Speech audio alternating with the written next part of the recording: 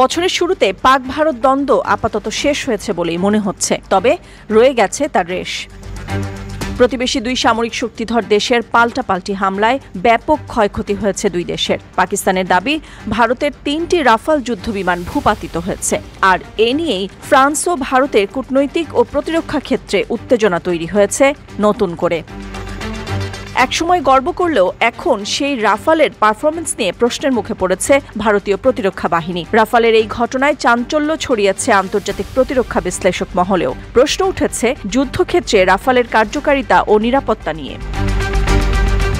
আর এতেই চটেছে রাফাল প্রস্তুতকারী প্রতিষ্ঠান ডাসল্ট অ্যাভিয়েশন। অত্যাধুনিক এই যুদ্ধবিমানের সক্ষমতা নিয়ে ওঠা প্রশ্ন মানতে রাজি নন তারা। তাদের দাবি, যুদ্ধক্ষেত্রে এই বিমানগুলো ভূপাতিত হওয়ার পেছনে মূলত ছিল অপারেশনাল ত্রুটি ও পাইলটদের ভুল।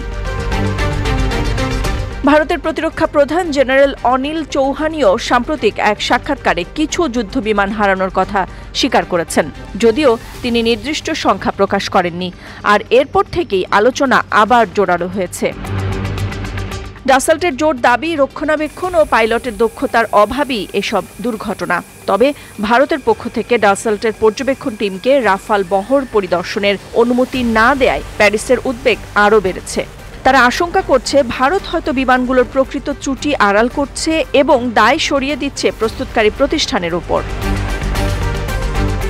পরিস্থিতি এখানেই শেষ হয়নি। ভারত পাকিস্তান সংঘর্ষের সময় ডাসল্ট রাফাল যুদ্ধবিমানের পারফরমেন্স অন্যান্য দেশের দৃষ্টি আকর্ষণ করেছে।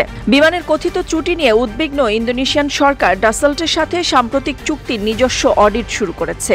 এই ঘটনা ইউরোপকেও তার সামরিক কৌশল পুনর্মূল্যায়ন করতে প্ররোচিত করেছে। এদিকে ডাসল্টের শেয়ারের দামেও পতনের খবর পাওয়া গেছে।